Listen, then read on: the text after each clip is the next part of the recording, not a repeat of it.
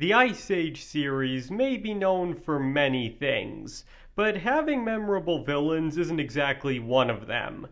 Though an argument can be made that Soto from the original Ice Age made for a pretty effective threat, was actually rather scary with his sociopathic behavior, but other than that, the villains were usually just little more than carnivores out for a snack. With one very notable exception, however, with that being Captain Gutt from the fourth Ice Age movie, Ice Age Continental Drift. An ancient gorilla who feels the entire ocean belongs to him alone.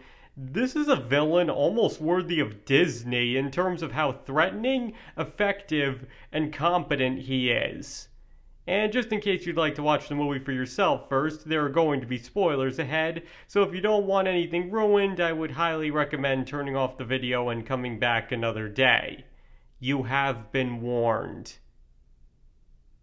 Okay, so obviously Ice Age Continental Drift is considered far from the series' best movie, and is even thought by some to be where it all really started going downhill. But one area that I believe this movie gets absolutely 100% right is the villain.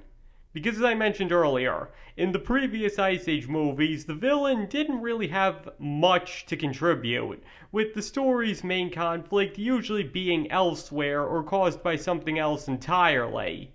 In this movie, however, once the continents split off, Captain Gutt is pretty much driving the entire rest of the movie, and he fills that role perfectly. Brilliantly voiced by Peter Dinklage, who effortlessly gives the towering ape the voice he deserves.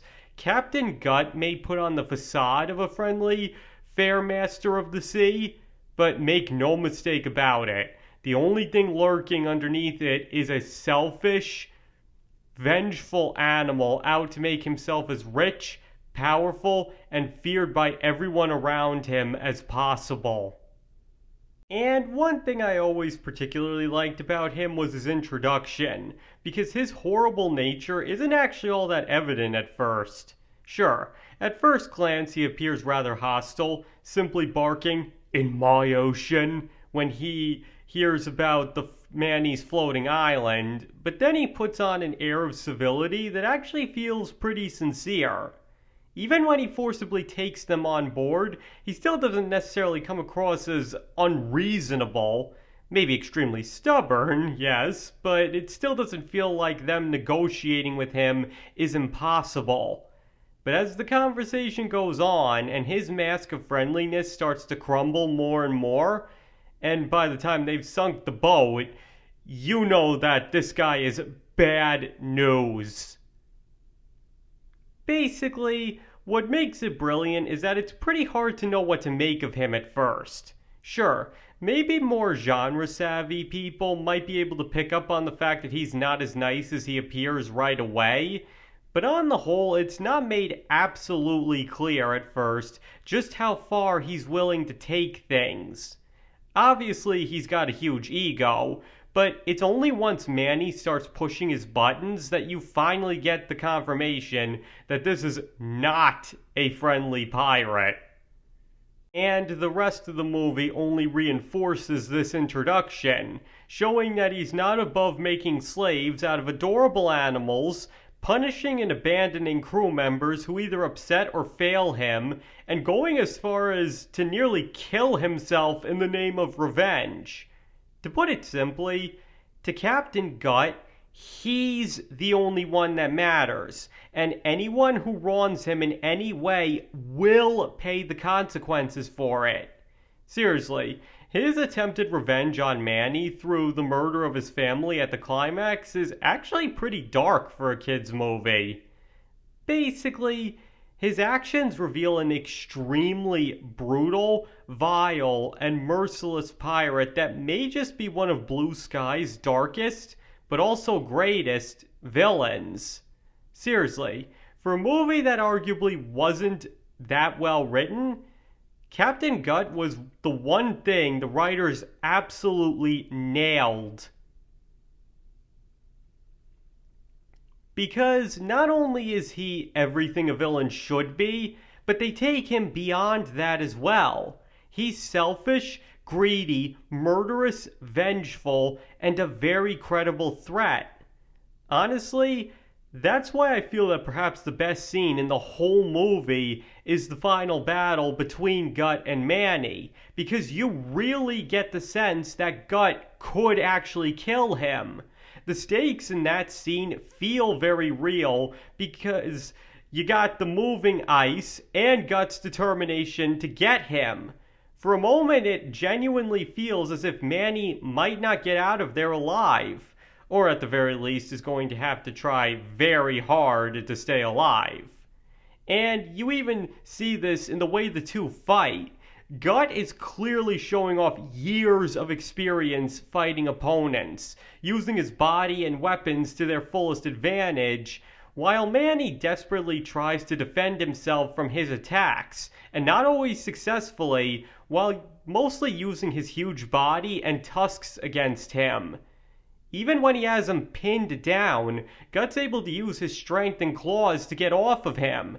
And Manny only wins the fight by using his body weight in a way that Gutt's skills are powerless against.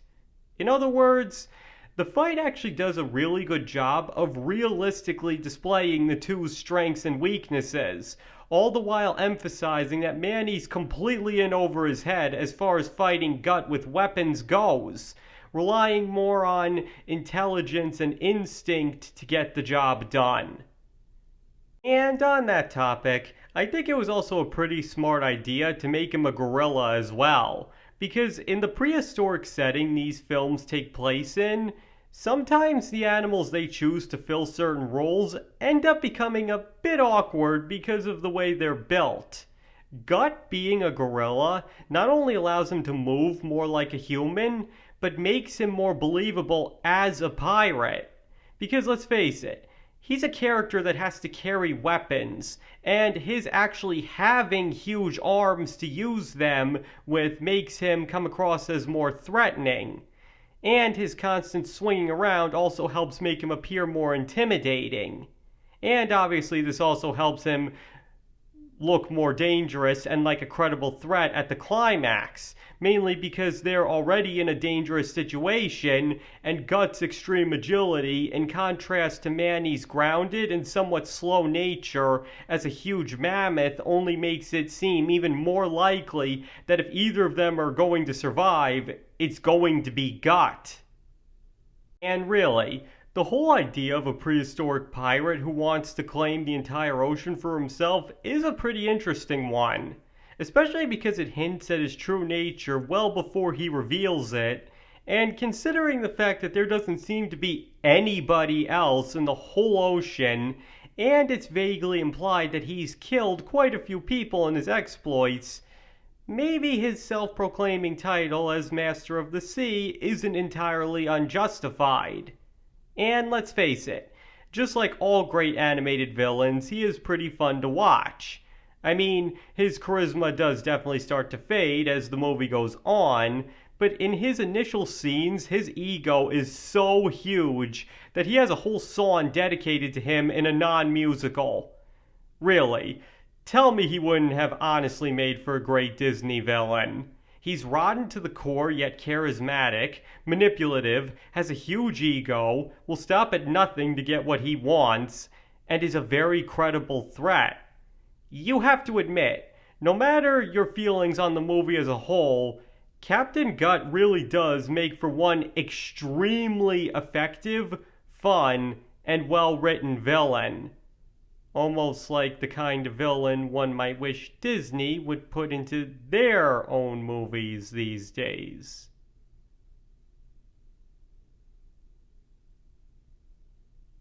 Okay, that's all I've got on that. So now why don't you guys tell me? Do you believe that Captain Gutt is the greatest villain in the Ice Age franchise? Or do you believe that distinction belongs to somebody else? Please let me know in the comments below. And remember, you don't have to agree with this video. You can think I'm wrong about everything I said if you'd like. You are just as entitled to your opinion as I am or anyone else. And thank you all for watching. I really appreciate it, and I hope to see you all next time.